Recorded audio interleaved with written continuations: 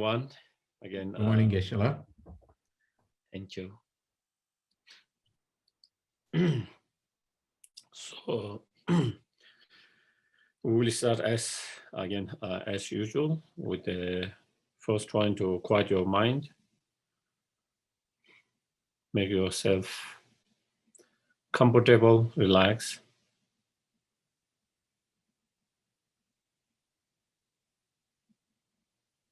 And mindfully watch your breath for a few moments.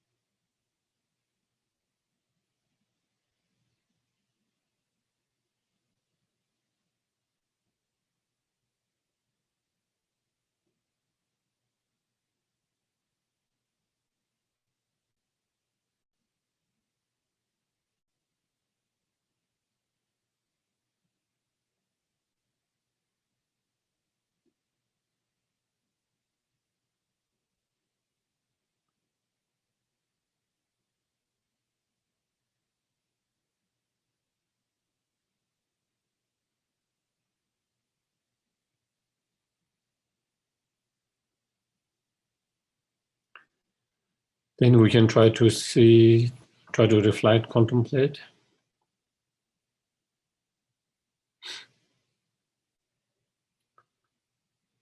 How miserable, unbearable it is when our life is driven by some other forces, such as karma and the delusions.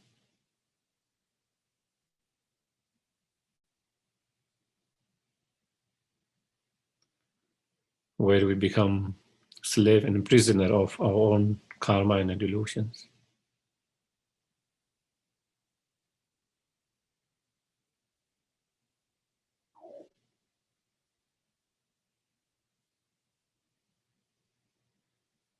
Therefore, we need to free ourselves from those contaminated karma and the delusions.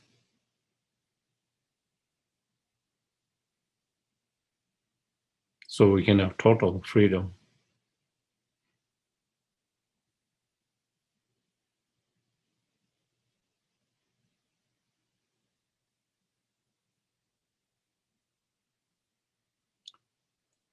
In order to free ourselves totally from all the contaminated karma and the delusions, we need to cultivate the wisdom, realizing the ultimate truth.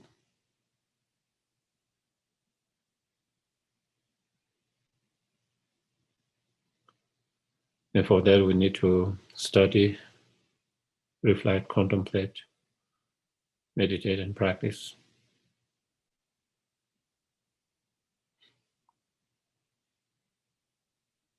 So we hope that coming here together will be some help and benefit towards that.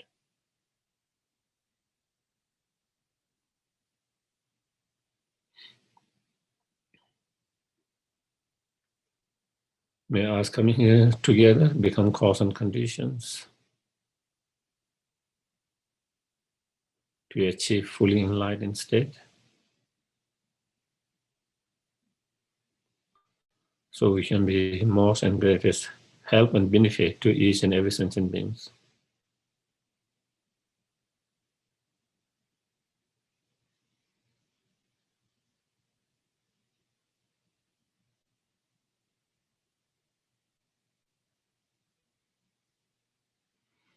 Okay.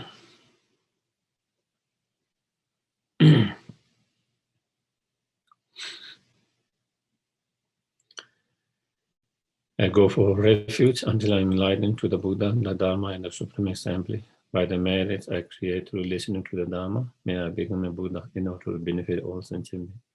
Sangye chodon soge chonam la jangju badu dane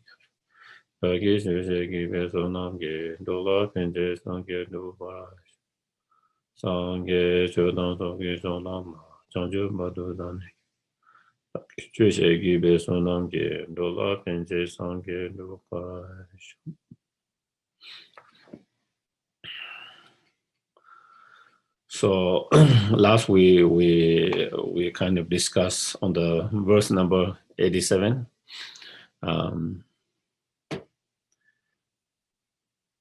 Where it talk about voluntary toss amidst the wave of karma and delusions, plagued by the many sea monster of the three kind of the suffering. I seek your blessing to develop intense longing to liberate it from this infinite and frightening great ocean of existence or samsara. So we kind of talked about that last week, that verse, by understanding, how due to the delusions and the karma, how we experience, all of them or either one of them, one of those suffering all the times. And through that, then we try to generate a strong kind of, unbearable to be in that state, undesirable, unbearable to be in that state, and developing a strong longing to be free from that, or the renunciations, whatever you call it, and in relation to that, in some of the scriptures or some of the commentaries, they explain three type of suffering. We talked about that last time a little bit, suffering of pain, suffering of change, suffering of all pervasives, and they told the suffering of, and we talked about it last time, when we talk about suffering of all pervasive, we are not talking about really pain itself, this very aggregate, our own aggregate, our physical aggregate, our mental aggregate, is a result of contaminated karma and the delusions. So that itself, being under the result of control or influence or result of contaminated karma and the delusion itself, that itself is known as a suffering here, all pervasive sufferings. And that one is in some, it is said is like, you have what you call, I'm trying to see, sometimes there is some, very painful, I cannot remember the word, you get in body and then it becomes very painful. Inside there is a pus, Scab, Geshe-la? Not scab, it comes with P, I think. It starts with P, the word. And sometimes it goes... Pimple. What? Pimple. Pimple? Pimple? No, it's... No. Pustule. Abscess. I have had that before. We have that. We have a lot of, like in the monastery. Sometimes we have, sometimes it comes by your birth and it's very painful, and so, and then it moves from others. If you don't really kind of, when it, before it's fully ripened, if you don't squeeze it, then, then it actually moves to other places. Sometimes, of course, so anyway, it is like unripening of that. It's like that. The suffering of all pervasives are unripening of that, So when it's not fully unripened and it is just beginning, you might not feel the pain so much, And the suffering of change is then, when that started to ripen. When it's ripening, then it becomes more painful. And the suffering of pain is then, not only you have that, on top of that, you have blister, On top of one pain, another pain. So it is like a blister. So that is how three type of the suffering, you know, how each one of the suffering is more intense or more painful than others, you know, and how one of the suffering lead to the next and next suffering. So, so basically the suffering of pain and suffering of change come because of the suffering of all pervasives, you know, basically it is that. So if we want to free from the samsara and the suffering, not only we need to free from the suffering of pain and suffering of change, but actually from the suffering of all pervasive. And in order to free from the suffering of all pervasive, then of course we have to free from the very cause that give to the suffering of all pervasive. That is the delusion and karma. And so we talked about delusion and karma a little bit last time, you know. And in order to generate that kind of, you know, strong longing for true liberations, longing to free from the suffering and the samsara, I think if we think about from one of the verses from Lama Tsongkhapa, three principal aspect of path, maybe sometimes that could be helpful, and it's a little bit similar like here. You know, there is a verse which says, you know, ourself here, because we are talking about renunciation. In that, it is talking about sentient beings, other sentient beings. Because it's talking about the compassions, bodhicitta. But here, if we apply that for both renunciations, then, you know, ourselves swept away by the four current of the, you know, four current rivers, you know. So that is swept away by the current river of birth, sickness, aging, and death, you know. Not only we are swept by this suffering of birth, age, sickness, aging, and death, you know, but we have been very tied by a very strong rope, metal rope, which is very difficult to undo, you know. So for example, if someone is being swept away in the river, there is possible they could swim and save themselves. But if they have been tied, then they cannot swim, you know. And if the rope is very, you know, not so strong, you might be able to undo it. But if it's let's say the rope is made of metal, then it's very difficult to undo, you know. So we have been tied by the karma, you know, not only swept away for the sufferings, those four types of sufferings, current of the sufferings, but also tied by this karma very tightly, very difficult to undo. And even we have been tied, you know,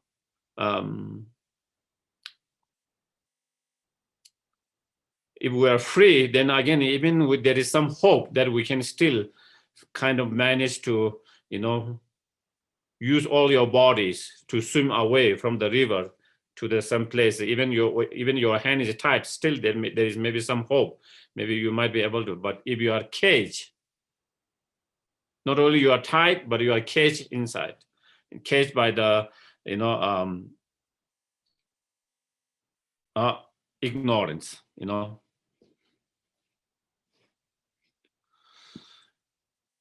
Caged by the ignorance, you know, and even you are being caged and tied and swept away in the river, but it is something, you know, daytime, you can shout and ask someone for a help, and maybe someone might be able to help. But then it is in a very dark, and, you know, it's very dark, then there's no way, you know, you can shout and where people can see you, and become very difficult. So then, you know, in the darkness of ignorance, you know, and through that, then when you see that, then it's a very, very miserable, you know, it's very painful. By understanding that nature, then by understanding that is how our nature, we are always stripped about by the suffering and tied by the karma, and then, you know, which is very difficult to undo it. on top of that, they're caged by the ignorance, in the darkness of ignorance, then it becomes extremely difficult to free ourselves, And so to be in that state is not a pleasant. It's a painful, By understanding that, then we need to generate a strong wish to free from that state, strong wish to free from the samsara, strong wish to free from all the samsara. And in order to have that strong wish to free from the samsara and to have that pure renunciations, we have to see that nature. That is what the nature of being in samsara is, And so, and then if we follow, it's a similar, if the verse number 86 and 88, 87, 88, they are in almost one verse. So then here is a, having abandoned the mind that view this unbearable prisons of the cyclic existence as a beautiful park, I seek your blessing to hold the three training as the treasure of the Arya wealth, and thereby to uphold the victorious banner of liberations. So through that kind of meditation practice, we begin to understand, how being in samsara, how being under the influence and control of the delusion karma is so unbearable, and is like being in a prison. It's like being in a prison. It's like being a slave, And through that, then we try to generate strong, undesirable, instead of seeing as a desirable, like a very beautiful park, Because if you see it as a beautiful park, then you will be attached to it. And then you don't want to kind of escape from that. You want to be there, isn't it? If you see something as a very beautiful park, then, you want to be there. You wish to be there. You want to spend more time there. You don't want to escape from there. But instead, if you see as a prison, then you want to escape from there as much as possible. You want to free yourself. You want to liberate yourself. You want to escape from there as quick as possible. And in order to understand that, then I know we have to understand, again, how all sentient being, including oneself, is experiencing one of those suffering all the time, 24 hours. As I mentioned, we might not be experiencing suffering or pain all the time. We might not be experiencing suffering or pain 24 hours, and we might not be experiencing suffering of change 24 hours, but we are experiencing suffering of all pervasive 24 hours, 7 days, all the time, from the birth until we achieve liberations. From the very birth until we achieve liberations, we are experiencing the suffering of the all pervasive. So with that understanding, then we have to have this strong wish, renunciations, longing to free and escape from that suffering. And in order to escape from that suffering, we have to free ourselves from the very cause that keep us in that suffering, in that prison. The very cause that keep us in that prison and suffering is the delusion and karma, and so we have to free from that. So it is like this example, sometimes there are some poisonous plants, or some kind of fruit. I don't know, I say fruit, maybe you can have poisonous fruit, yeah? And some of them, very colorful, very nice. If you don't see, it is very desirable. Do you get it? When you look from outside, it's very desirable. It's beautiful, it looks very nice. It feels like you want to take it. as a flowers, you want to use this as a flowers, or you want to, if it's a fruit, maybe you want to test it, But if you understand it's a poisonous, then we will try to keep it distant from that.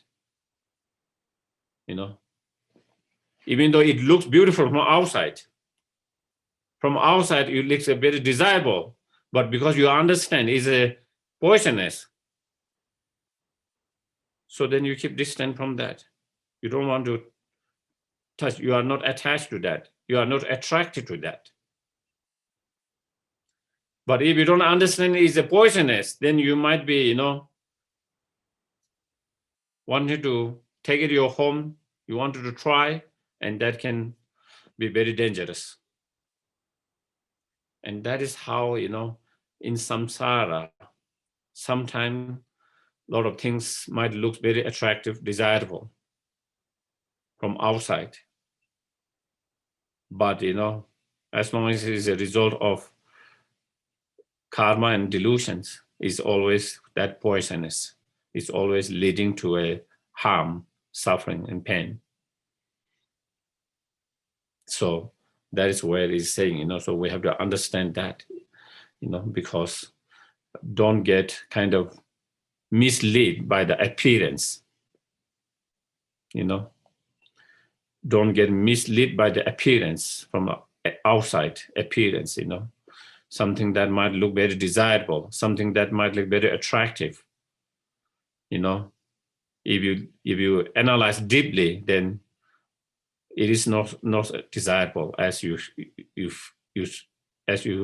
saw at the very beginning.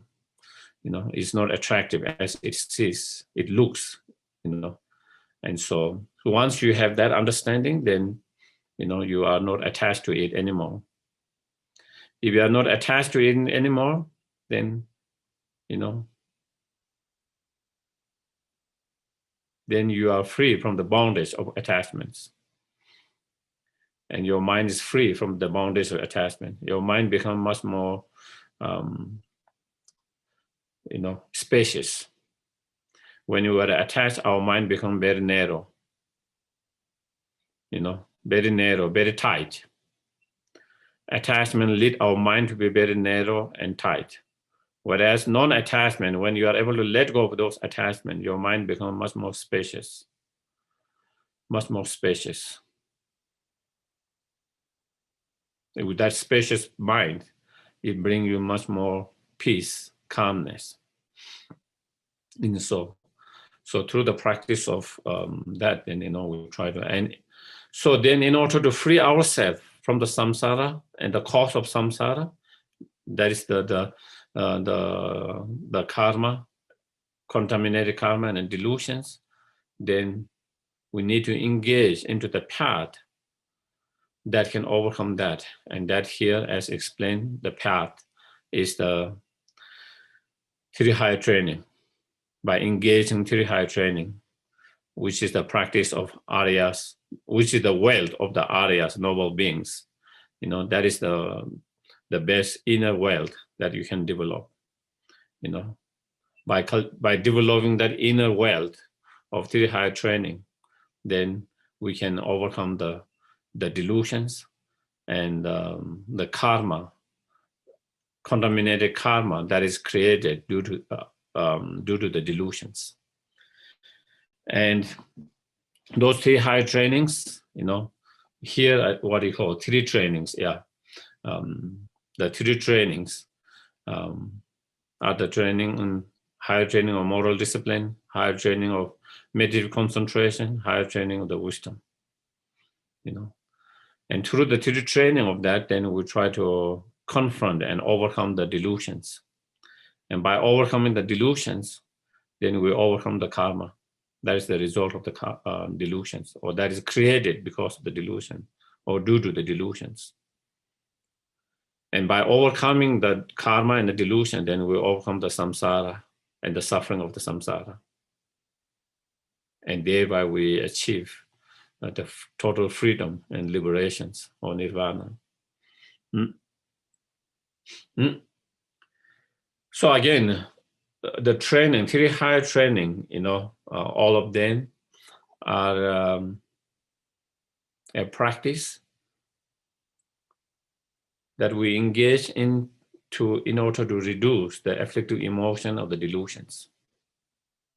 We have to remember all the Buddha's teaching, all the practice, whatever form of different practice teachings are given as a way to reduce our afflictive emotion, our delusions, because they are the main cause of our problem and sufferings. And so those three higher training are also a way to confront and reduce, minimize, and overcome the delusions. And starting with the easier one, and then going into more advanced or more deeper and more profound. For beginner, we start with the easy one. And as we have that good foundation, then we engage into more profound or more deeper practice. So at the very beginning, the practice for the beginner in dealing with the delusions is the practice of moral discipline.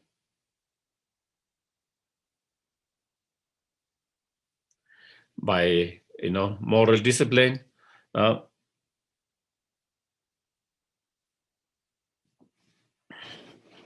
ethical discipline, such as engaging the 10 virtuous actions and reframing 10 non-virtuous actions, and then they are, as a part of that, taking the lay vows, and then of course for some others, the ordination vows, then they are, both sort of vows, tantric vows, different part of different those vows, precepts, those are part of the practice of moral discipline.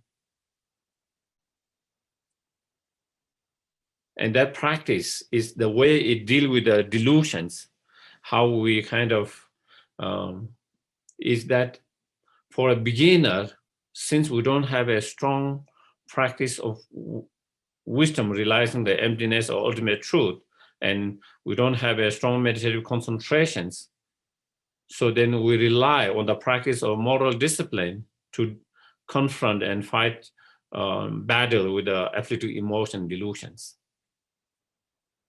And the way it is done is through the practice of moral discipline, we keep distance from the object that give rise to the delusions.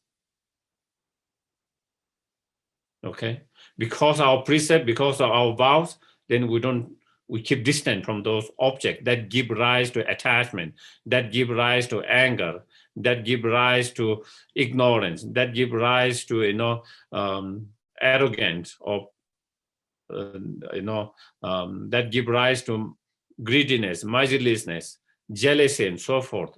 And that is what the practice of moral discipline does. A lot of those precepts and vows is for that. It's like that, someone who is trying to fight, with a substance problem, whether it's drug, whether it's alcohol, whether it's a cigarette, and since they don't have the tools to fight with it, the best way at the very beginning is to keep the substance away from them. Because if they are close to the substance, yet cannot resist, that is the first step. When we are trying to recover from something like that, or we're trying to help someone recover, that is to help create an environment where they don't have access to those substances. Keep away from those substances. That is a practical way of helping ourselves or others. And that is exactly how the practice of moral discipline acts. That is how the practice of moral discipline, the precept, the vows, does, to protect ourselves and keep away from those objects. For example, One small example is, because of my vows, after I took the vows, I've never taken let's say, alcohol or other substances. And so therefore I've been protected. But if I don't have vows, I might have tried and I might have been hooked and I might have that problem. I don't know how my body, how my mind will respond to that. And I might be still having a problem with drinking or drugs, whatever. But because of my vows, I always keep away from it, never try it. And that has protected me.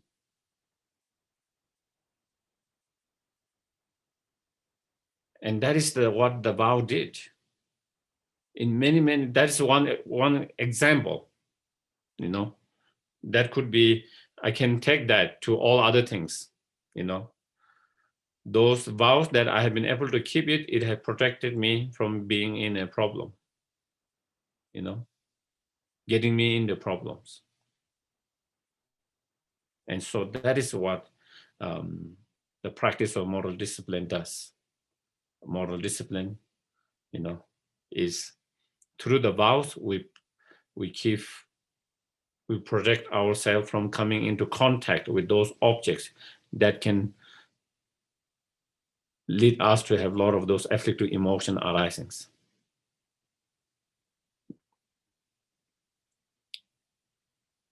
And that is why also in the past, the monasteries are kind of far away from the cities or a lot of peoples. And it's for that, because when you are in the big cities, then you have a lot of distractions. You see too many things, then delusion arises, and that is one. Because of course, someone who already have a strong practice, then that wouldn't be a problem. But someone who is a beginner, who doesn't have a strong practice, then you cannot resist, and that becomes a problem, and so that is through the practice of. So we have to relate and understand how moral discipline is related with reducing and minimizing afflictive emotions. Do you get it? It's not just a kind of rule. Someone just make a rule because they wanted to make it. Make your life more miserable, You can't do this, you can't do that, and started to feel, my life is becoming less and less,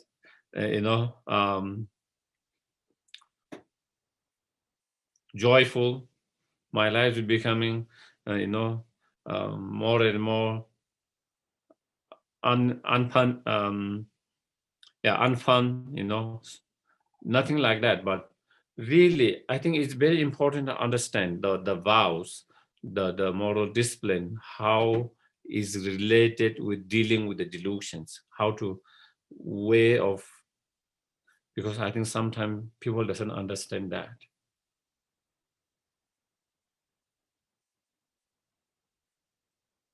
And I just give some examples, and you can give that example, you can relate that example a lot of other things, a lot of other things.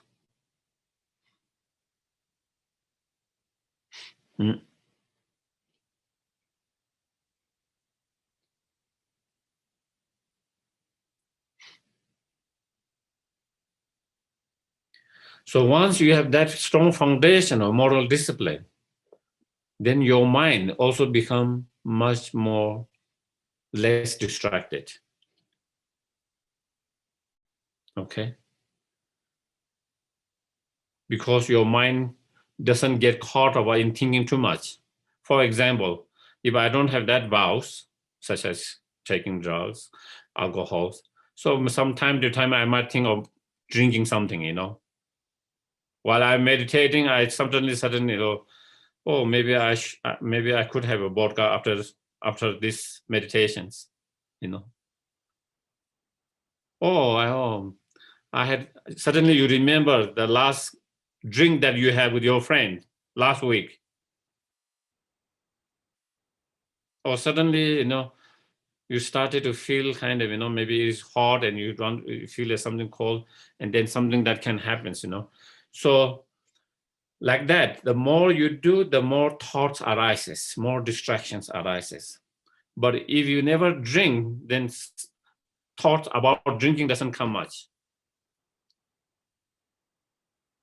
And like many other things. So that's one example, And so when there is less of those things you engage into, there's less thought about those things. That means less distractions. When you are trying to meditate, you have less distractions in your mind, less thoughts keep arising, Of course, still we can have some thoughts arises, but definitely less,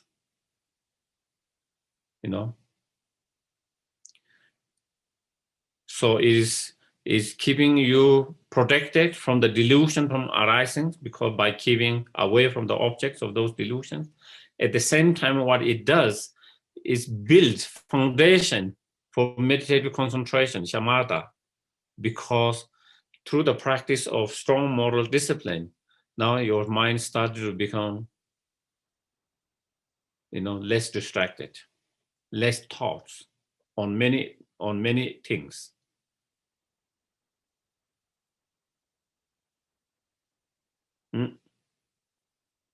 And also, in order to, be able to, as we engage in the practice of moral discipline,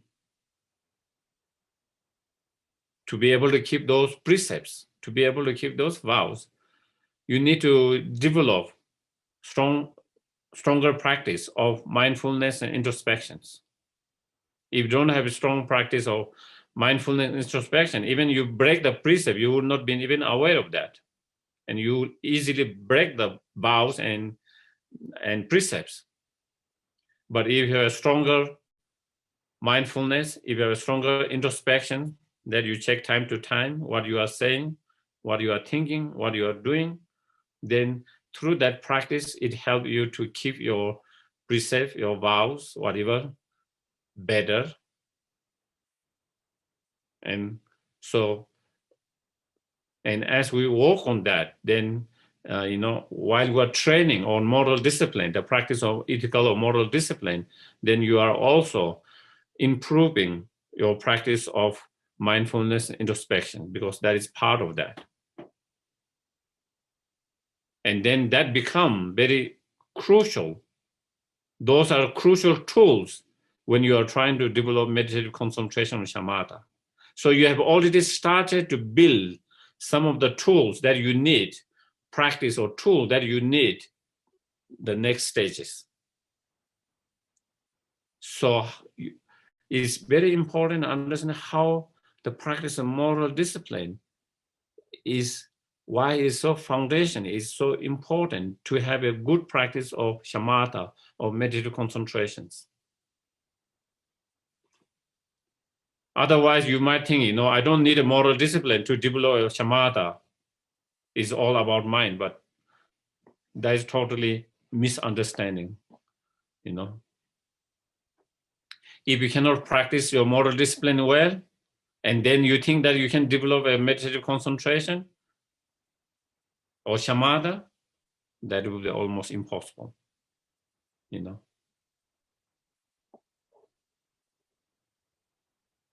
And also that's why when Buddha gave the teachings, that's where the, how each practice is given first and second and third as being a foundation for the next stages of the practice, or three trainings, three high training here, So then once you have that good foundation of moral discipline, as I mentioned, there is less distractions, less delusion arisings. And when there is less delusions, of course, then there is also less also distractions as well. And then also, when you engage in that practice, you also started to improve your practice of mindfulness introspection, which come handy in the next practice of the meditative concentrations. So that is the first practice of the 3 higher training, moral discipline. And then second is meditative concentration or karma abiding, shamatha, and so through the practice of shamatha, karma abiding, meditative concentration, whatever different term we use, karma abiding or meditative concentration, not to just feel good about it, If we do meditation just because you want to feel good, it's very limiting the potential, The meditation has so much potential, but you are limiting that potential to such a small, because you want to feel calm, peaceful, blissful, So here, when the Buddha taught meditations, such as shamatha, karma abiding, he taught that as a way to confront and overcome the delusions, as we mentioned before, again, to reduce the delusions, the afflictive emotions, because that is the very root of our problems. So how does the meditative concentration or karma abiding shamatha reduce the afflictive emotions and delusions, So as we increase in our meditations, as we improve on our meditation on karma abiding shamatha, as we improve, as your meditation get better and better, as you are able to go in the meditation more deeper and deeper, and that you are able to meditate deeply, longer and longer, then less and less delusions arises,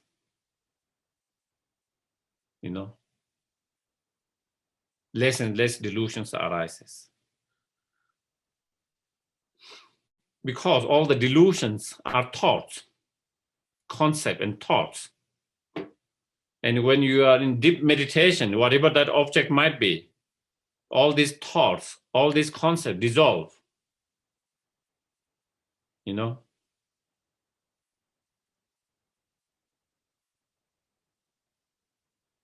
All the different thoughts, all the different concepts started to dissolve. Because your mind is single-pointedly, deeply concentrated on whatever object. It can be breath, it could be image, whatever that object is. All other thoughts, concept kind of dissolve.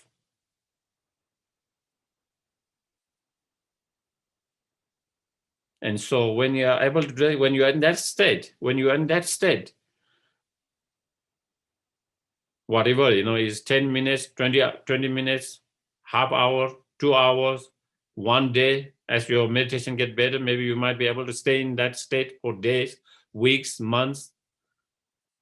There is no opportunity for the delusions, the thought and concept to arise in that when you are in that deep meditations. When the thought and concept doesn't arise, then delusion doesn't arise, because all the afflictive emotions or the delusions are concept and thoughts. So that is how you can reduce.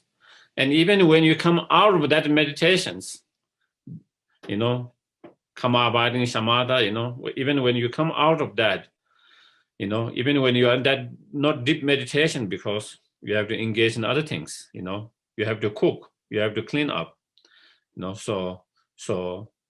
but because by the power of that, your deep meditations, and you have a strong, and in order to have that shamatha come up, you need to have very strong introspection mind and mindfulness, because that's the key. That is the key. The strong practice, very powerful, complete power, complete practice of mindfulness introspection is the key to develop shamatha or karma abiding. And so because of that, then you have very strong practice of mindfulness introspection. even when you are doing other chores, other things. And because you are so mindful, so the delusions does not arise easily. You know, unless the cause and situation is so bad, you know. But because of your introspection mind, you are always more aware. Your mind is very aware, even while you are cooking, even while you are cleaning, even while you are driving, even while you are engaging in conversation with someone, because your mind is so aware, so mindful all the time. So there isn't much space for the delusions to arise.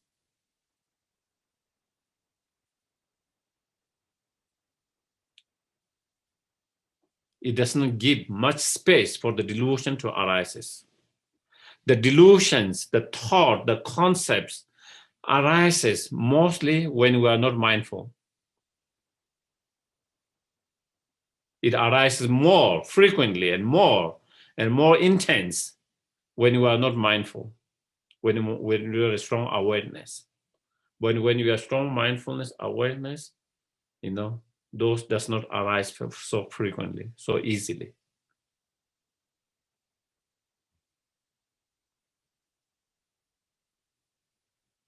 So this practice is a little bit more now going more, becoming more profound, more deeper than the first practice of moral discipline in dealing with the delusions, afflictive emotion. Can you see the difference? Both of them are actually related in reducing the afflictive emotions, delusions. But now your practice, compared to the first stages of the practice, the first training, when you come to this second training, when you have that, then, you know, it becomes a little bit more profound, you know. Now, even the object in front of you, it doesn't disturb you so much. It doesn't affect you now, because first step was to keep distance from the objects, okay? So it is like now, you know, even the substance in front of you, you have trained your mind to resist it. Now you have the strong tools to resist it. And if someone bring you the drink, alcohol, and now you can say, oh, I don't need it.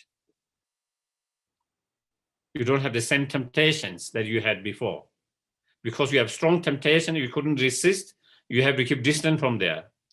And now you have trained yourself to develop a strong resistance to that, strong resistance to that temptations. And then even someone, your friends, you know, want to offer you drink, and you don't have any temptation to do that now.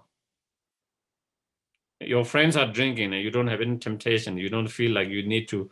So, you know, because now you have developed certain skills, certain practice that you are able to kind of resist it.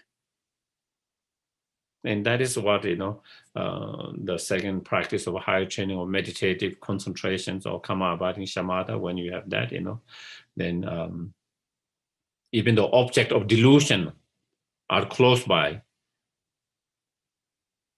you know, you can make it that it doesn't affect you, you know. For example, someone very annoying you, you know, is close to you, you know, shouting at you, you know, yelling at you, you know. But you go deep in your meditations, you know, it doesn't matter. He or she can shout, it doesn't affect, because you have this ability to go in deep meditations and not to be bothered by that. Okay. Or your mind might be something, you know, you heard some news or you saw some things, and, you know, it's just it feel like your mind is going to be disturbed, agitated, and then you go deep in meditations, that deep, you know, shamatha, karma abiding, whatever. You go in that deep meditation, and then all these thoughts stops, all this agitation stop, and now you are, your mind is not affected negatively by whatever news, whatever situation, whatever that, when you are able to go into that deep meditations. So now you have developed this tool. You have found this a tool. Whenever your mind is starting to become disturbed, whenever your mind is, things like your mind is being agitated or disturbed by any kind of a delusion, any kind of afflictive emotion, you have the tool that you can go deep in meditations that clear all this disturbance. It seems like there will going to be a big wave that will disturb your mind. Suddenly you go in deep meditation and these waves started to disappear and doesn't disturb. So because you have that tool, now it doesn't, by using that tools, by using that tool, by being able to use that tool, then, you are unbothered by those situations easily. And even it bother you, you can still have the to go back to the meditations, deep meditations.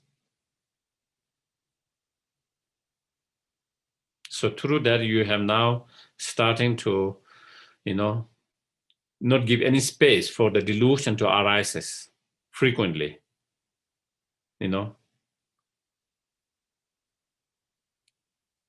So because of that, then delusion does not arise very often. Even it arises, it is not so strong. Even it arises, it is not so strong. And even it arises, you have the tool to go back, so it doesn't last long. Anger might have arises, and suddenly you have this tool to go deep in meditations, and then you stop the continuity of that anger, whatever that feeling. Whether it's fear, whether it's worry, whether it's anger, whether it's frustration, whether it's impatience, whatever, the moment you go in that deep meditation on karma abiding, shamatha, then that thought stop. So it does not last for days, weeks, months like it does at the moment, And it doesn't become so intense, which sometimes become intense at the moment when we don't have that tools. So we make more progress in that. This is the second training, the training on meditative concentrations. Then third one, the training on wisdom,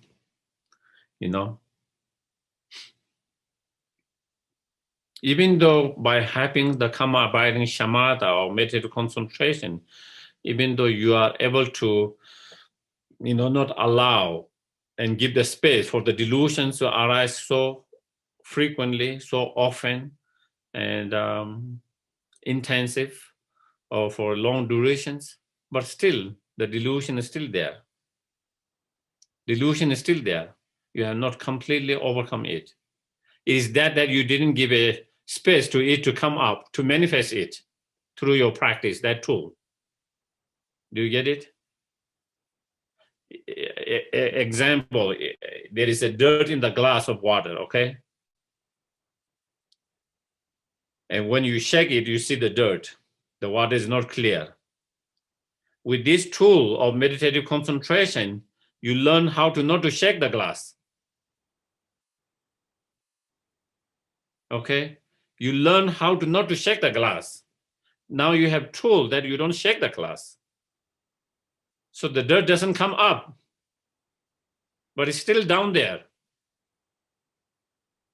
Even though it is not obscuring the clarity of the water now, because it's down, so you can see the clarity of water, all of that, but it doesn't mean there's no dirt in that glass. Since there's there, once you shake it, then again, it can become a dirt and obscure the clarity of the waters, pollute the waters in that way. So the dirt of the delusions are not, fully gone. It is still there. it is just because you have tools not to give the space to manifest it. So then next, through the wisdom, realizing the ultimate truth, then you learn to actually clear the water from the very bottom of the glass itself. So then whether you shake it or not shake it, doesn't matter.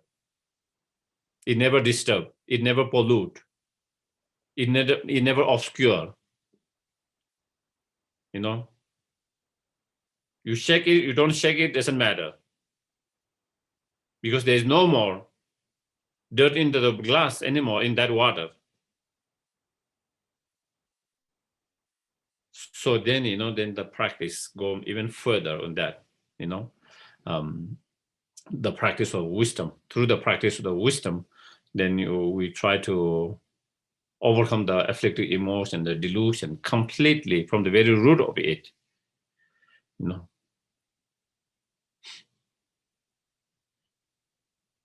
Here, of course, when you talk about wisdom, there's, just as there are millions and billions of ignorance, there is millions and billions of wisdom as well.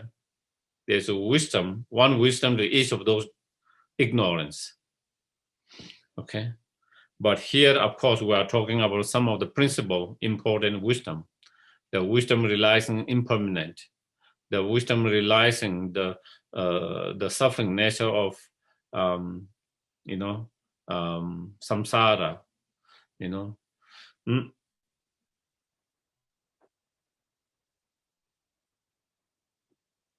And then, most importantly, the wisdom that realizes the ultimate truth or the emptiness.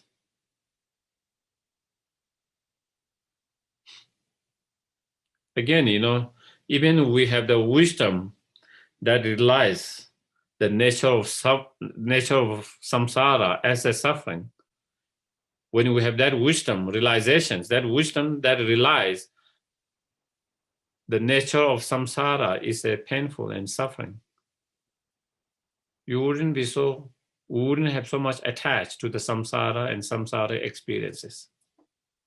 Once we have that wisdom, it doesn't. And again, I often have shared and said, it doesn't mean your life will be miserable. Do you get it? If you see the samsara as nature of suffering, and if you don't have attachments, a lot of time for us, it is hard to see how can I enjoy my life if I don't have attachment, because our enjoyment are so much ingrained with attachment at the moment. With any kind of enjoyment we enjoy in, And so sometimes it's hard for us to understand how our life can be enjoyable if we don't have attachment. But again, as all the Buddha said, all the great masters says, you have the highest level of enjoyment when you don't have attachment. When you don't have attachments, you enjoy more. The less attachment, the you enjoy your life more. The more attachment, the less enjoyable your life become. More attachment, the more miserable it become. More attachment, the more unhappy your life become. Less attachment, the more happy your life become. I mean, it is, to some degree we can see it. To some degree we can relate with our experiences. When I'm attached to something, whether it's a position, whether it's some power, wealth, fame, praises, whatever, you are always kind of concerned and worried about those things. Will someone say nice thing to me or not? Will people like me or not? Maybe if I do this, people will not like me, So there's always concern and worry that make your life unhappy. You are bothered by all of that. And then, but if you don't have any attachments, then it doesn't bother you. You try to do your best, and that is it. You try your best to do, you try your best, and then, but you have no worry and concern whether people like you or not like you, whether people say good thing about you or not, and all of that. If you don't be attached to all of that, you just try to do your best as much as you can without having all these worries and fear.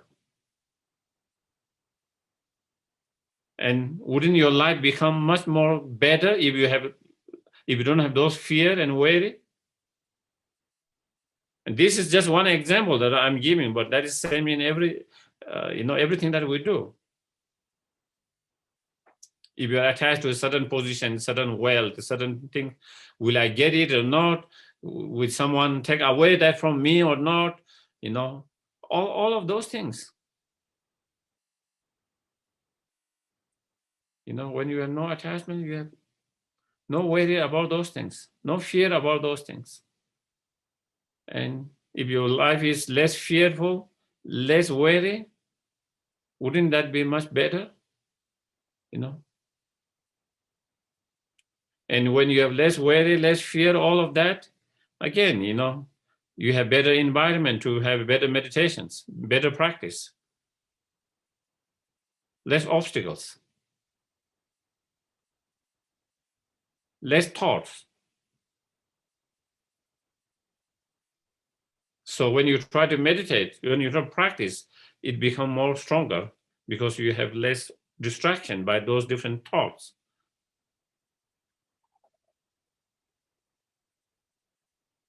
So because I was talking about the wisdom that realizes the nature of samsara as a nature of sufferings. Even when we have that one realization, that wisdom that could have a strong impact and change in our life, effect. And then if we have wisdom realizing impermanent nature of all conditioned phenomena, again, that will be great, that will be great, we will have a less attachment, we will have less anger. And if we have less attachment, less anger, many other delusion that arises because of the anger and attachments, we will have less of that,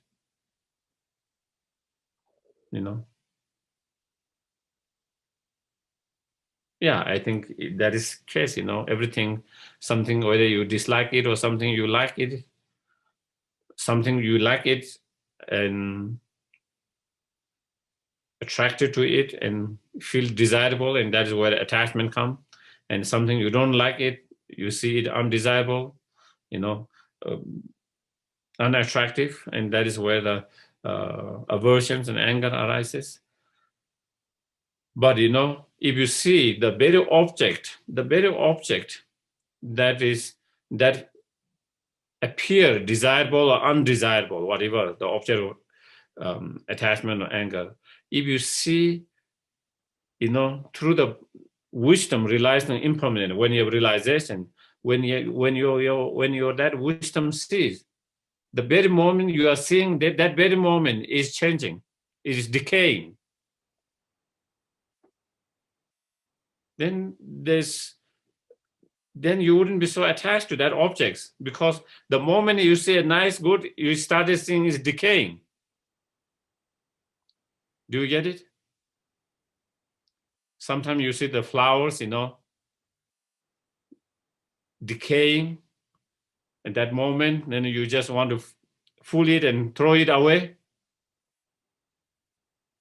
Before it was decaying, you want to keep it, you water it, you cherish it, but the moment you started decaying, becoming kind of a rodent, yellowish, brownish, you want to take it, put it in the garbage, isn't it?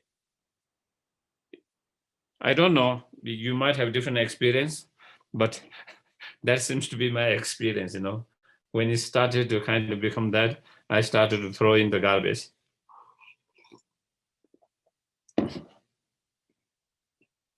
So the moment you say decaying, the attracting, the desirable changes is no more desirable, is no more attractive.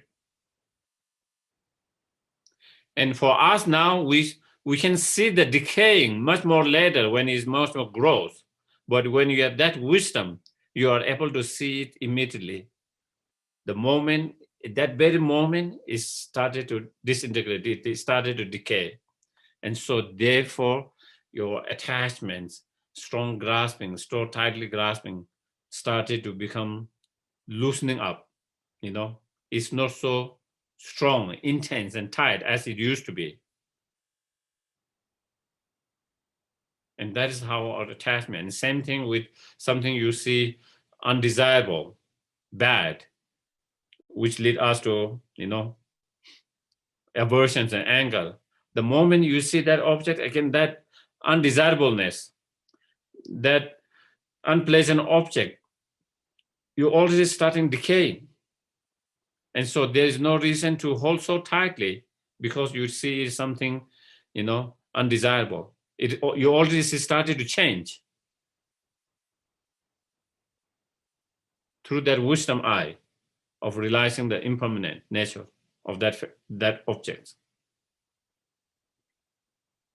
Let's give an example. You see someone, you know, a child or adult, you know, something you do not like their behavior or their attitude, you know.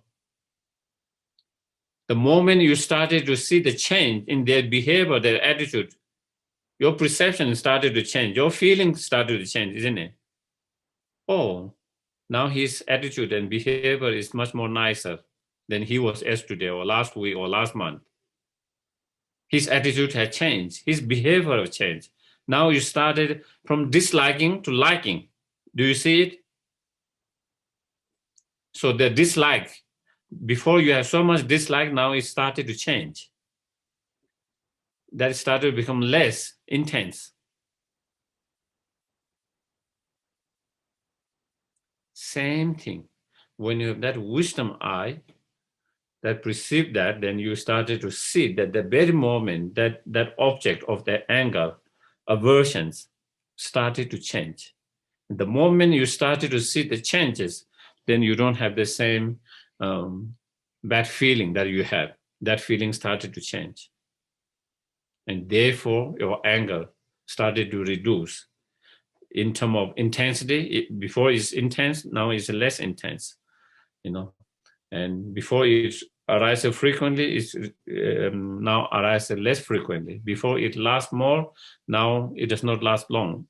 And so in that way, it started to have an impact on your delusions, you know, so.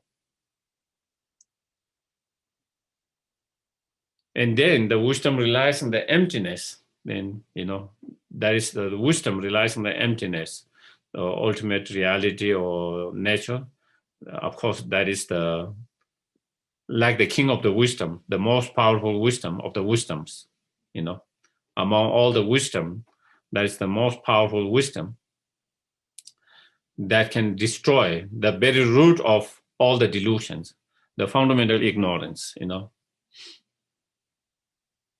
That can destroy the very fundamental ignorance. That is the very root of all the other delusions, including attachment and anger, you know. And that is, you know, whenever we see any objects, you know, whenever any object appear to our mind, whether it's anything appear to our eye consciousness, anything that we see with our eyes, anything that we hear from our ears, you know, air consciousness, sound, any sound we hear, whether it's a animal sound, human being sound, whether it's element sounds, whatever, water, wind, whatever, anything that we smell, anything that we taste, anything that we touch, anything that we come in our thoughts, mind, there's appearance or whatever those objects that are appearing to our mind as it is, the object exists from its own side objectively as it is, okay?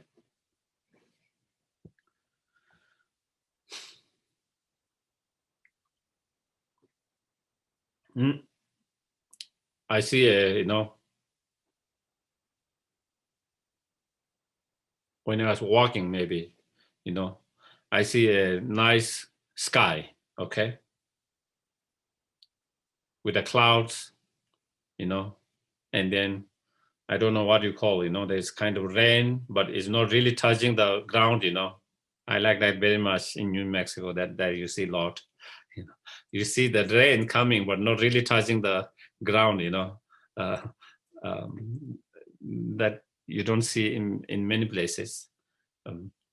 So then, then from back then when there's sunlights, and like that, it looks, the sky that looks very beautiful. It appeared to my mind, my eye consciousness, beautiful sky. And there is appearance of beautiful sky from its own side. There, objectively from the sky. Not only there's appearance of that, then my mind think, oh, absolutely believe that and say, oh, there is a beautiful sky out there from its own side,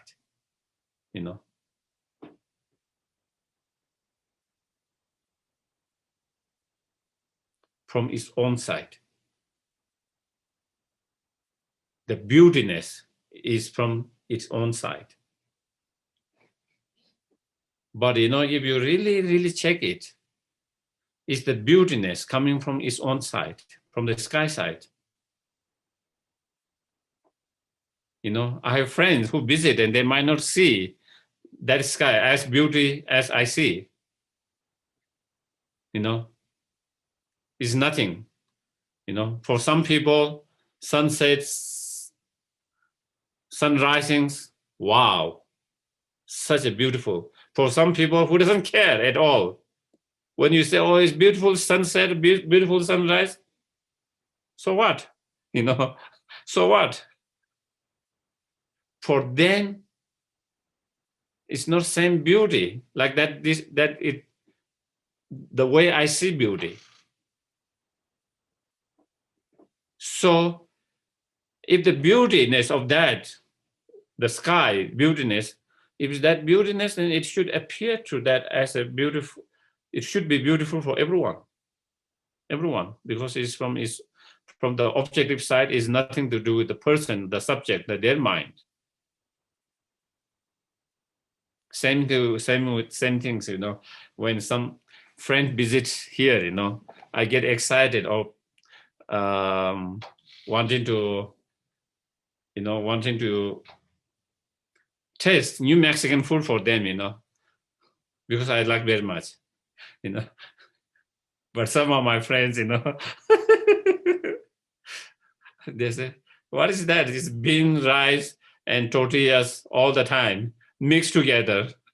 So whether it's a burrito, whether it's enchilada, whether whatever, tacos, whatever you give, it's the same, it's just mixed with, all put together. They don't have the same understanding or excitement as I had, in terms of, and same with the deliciousness. So if the deliciousness come from its objective side, then they should be experienced the same way I'm experiencing, delicious.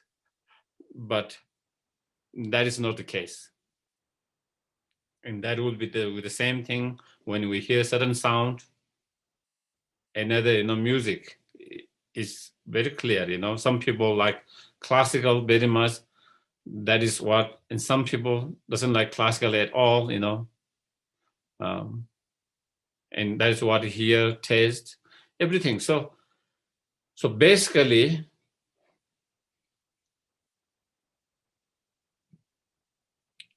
the attractiveness, the beautiness, the pleasantness or unpleasantness, unattractiveness, unbeautiness or ugly, whatever, even to our consciousness, even to our mind, it appears from its own objective side.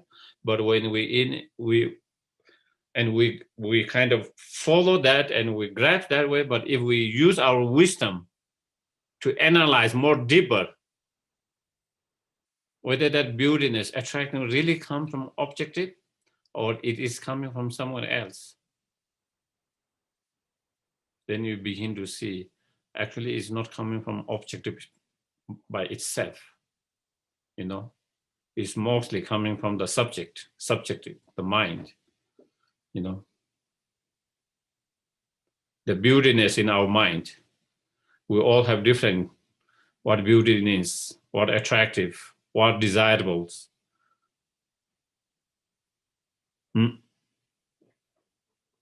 Once we understand that, whatever, whether it is attractive, pleasant or unpleasant object that appear to our mind, when we understand that does not exist from its own side, by objective own side, then we don't get so attached or aversion to that object itself, you know. Then we don't get so attached to the object itself. We don't get strong aversion to the object itself.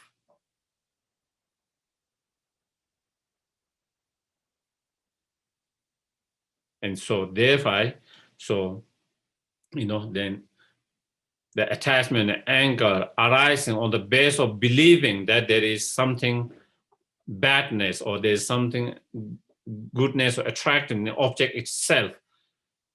When that is no more there, then there is no more attachment that comes because of that. There's no more anger that arises because of that. And through that, then, you know, we are able to destroy the very fundamental ignorance that give rise to the attachment and anger. And through that, then we can overcome all the afflictive emotions. And by overcoming all the afflictive emotions, we overcome the karma. You know, by overcoming the karma, then we overcome the samsara birth. You know, samsaric birth. By overcoming the samsaric birth, then we overcome all the suffering that comes because of the samsaric birth.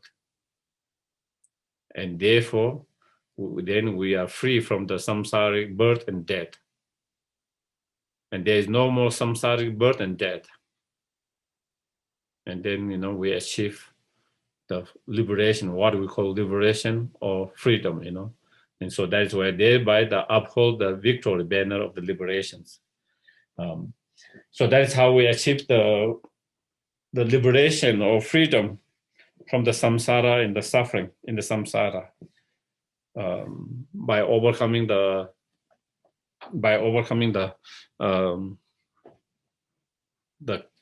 cause, the karma and the delusions, and we overcome that through the practice of three high trainings. So I think for today, I think that is where training to achieve liberation. So I think we up to here, then we complete the practice of middle scope. Then from next verse, it starts the practice of the great or high scope, the Mahayana practice. So I think if there is any questions, I can take a couple of them.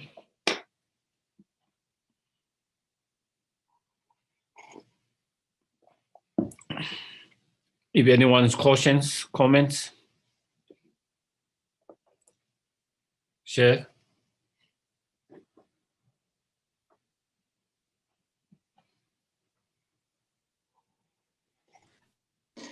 Geshe Sherab, I have a question about something I read. Yes, please. At the end of one of the dedications, it says about brave Manjushri. Uh-huh. And I was wondering if you could talk about how he is brave. Mm-hmm. Well, I think, you know, I think that cases, Manjushri is presented sometimes as a bodhisattva, sometimes as a Buddha. You know, especially like the 8 bodhisattvas, when they are around the Buddha Shakyamuni, they are presented as a bodhisattva, Bodhisattva Avalokiteshvara, Bodhisattva Manjushri, Vasarpani, Siddhigarbhas, Ashagarbhas, and all. There are 8 of them. So normally, in the Mahayana's teachings, known as 8 great bodhisattvas. So in that cases, Manjushri is the, of course, among the bodhisattvas, known for his wisdom, and of course, being a bodhisattva is a brave. As Shantideva said, the bodhisattvas are the heroes and the brave ones, and he gave an example. He said, like normally in our ordinary world, when we go to defend your countries or go for war, when you kill your enemy, that person is regarded as a hero in the country and regard them highly. But Shantideva said, there's nothing to be hero about that, because it's like killing a corpse, dead body. Even you don't kill it, he or she is going to die anyway. So it is almost like killing a dead body because he or she is going to die anyway. It's only a matter of time. But those are the real heroes who are able to overcome selfish attitude, delusions, who are able to overcome selfish attitude and who work for the benefit of all sentient beings. Those are the true heroes, who doesn't only work for themselves, who doesn't work for only their families, only their own countries, but who works for all sentient beings. Those are the true heroes. And those are the true brave ones. And that's Bodhisattva is known as brave hero. And so Manjushri, definitely being a Bodhisattva Manjushri, then he's regarded as a brave. I think maybe when it is said brave, I think that is probably what it means, I have no idea in terms of, I don't have much understanding of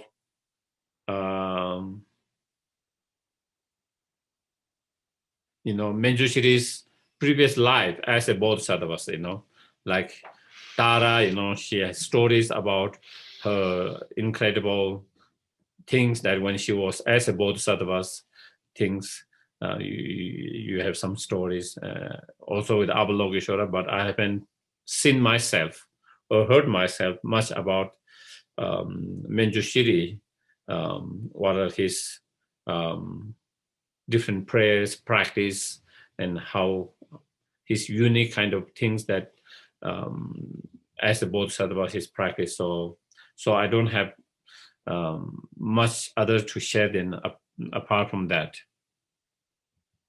Okay. Thank you.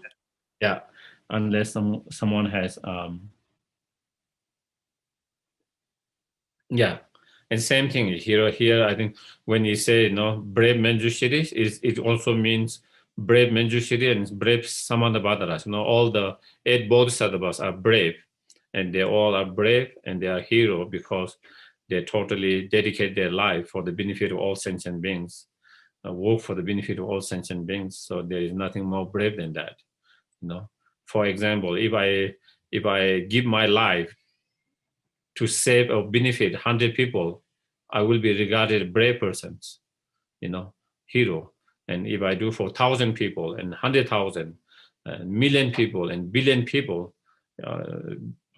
that person will be regarded brave.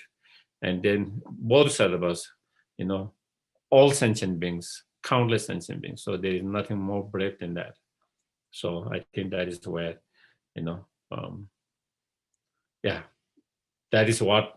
that is how I understand. But again, there might be even much more profound than what I'm explaining, but unfortunately, I don't know. But I can relate that with the brave from the Shantidevas for the bodhisattvas. That part I can kind of, And if someone has some idea about that, they can also share as well, definitely.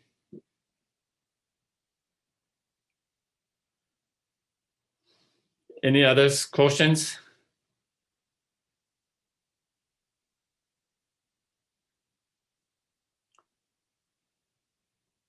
Wow. We are having less and less questions. I don't know is good or bad.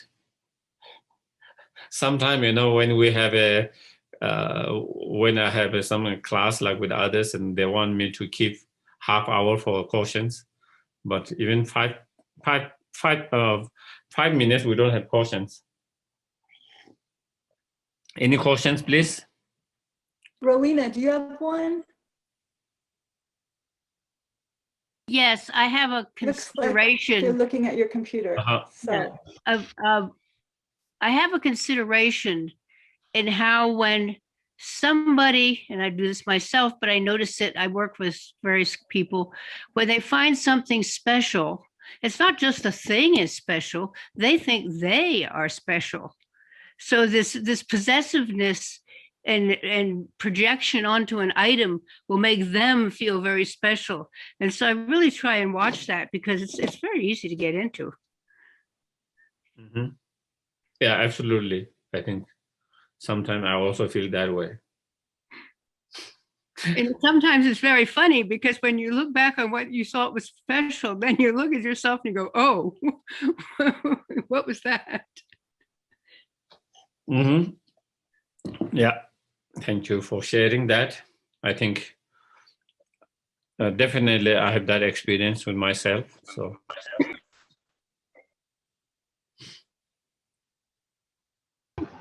I just want to say I really appreciate that feeling of spaciousness and freedom that comes from not being attached when finally realizing that you have to not have to, but that things really aren't satisfactory. And it is so nice. But old habits are what I'm working on breaking on, and it's coming slowly, but it is coming. And I really appreciate your words today. Thank you. thank you. Yeah. So then if we don't have questions, it is, I think. Yeah. Israel, do you have a question, Israel? Well, it turns out that I still have some things I'm attached to. Thank you for the teaching today, Geshe-la. I'll go work on them. I think, yeah, great. It is all that, yeah, I think we all have, I think, attachment is a big part of our life.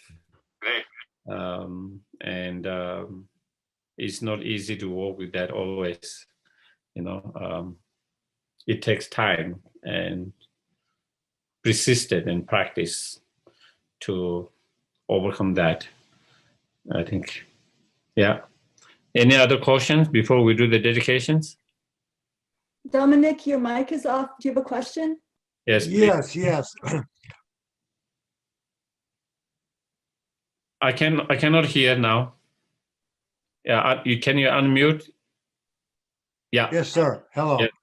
Yes, as far as attachments go and how we would like to rid ourselves of attachments as much as possible, my question is, can one become attached in a negative way, I guess, to meditation?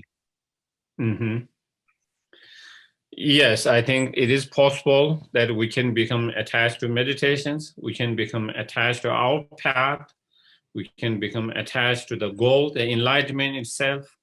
We can become attached to all of that, and we have to overcome all of those attachments. But one of the things I always say is, being attached to meditation is better than being attached to many other things. Okay, being attached to peace is better than many attachments. Being attachment to compassion is better than many other attachments. the being attached to the idea of trying to help other sentient beings, liberate other sentient beings, is better than most of the attachments. But at the end, even we have to let go of all these attachments to really progress on our path and to really achieve enlightenment. Then we have to let go of attachment to our meditation. We have to let go of attachment to our own path. We have to let go of attachment to the goal of enlightenment, all of that to achieve the enlightenment. But compared to many other things, those attachments are better, much better than you know. So I think, yeah, so that is what I can say. But at the end, definitely to achieve enlightenment, then we have to let go of even those attachments.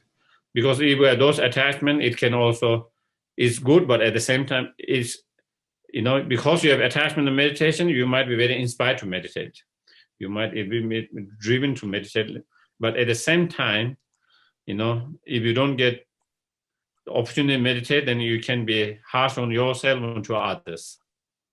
You know, oh, I couldn't meditate because of you, or because of you, or this job and this, and you get started to get upset and angry, or you can get frustrated and angry with yourself because you are attached to that and you couldn't do that. Do you get it? Well, how that can lead to all of when you have attached to it. And so, and same thing, you know, a lot of time there is a kind of argument and fight between different religions because of the attachment, their own religions or their own path, you know. So at the end, we have to let go of all the attachments. So therefore, in the Dharma, you know, they say where the Buddha himself is not ultimately existence. Even the path, the emptiness itself, which is the solution to all the problem, the wisdom relies on the solution to all the problem. Even that is not ultimately existence. So that we don't get grasping and attached to any of them, because the moment we get grasped and attachment, then we are still bound to the samsara. Still we will. So definitely we could get attached to those, and so again we have to watch it. It's better than some other attachment, but still we have to learn to kind of also let go of those attachments as well. Yeah. Thank you. So we do the dedications. Thank you.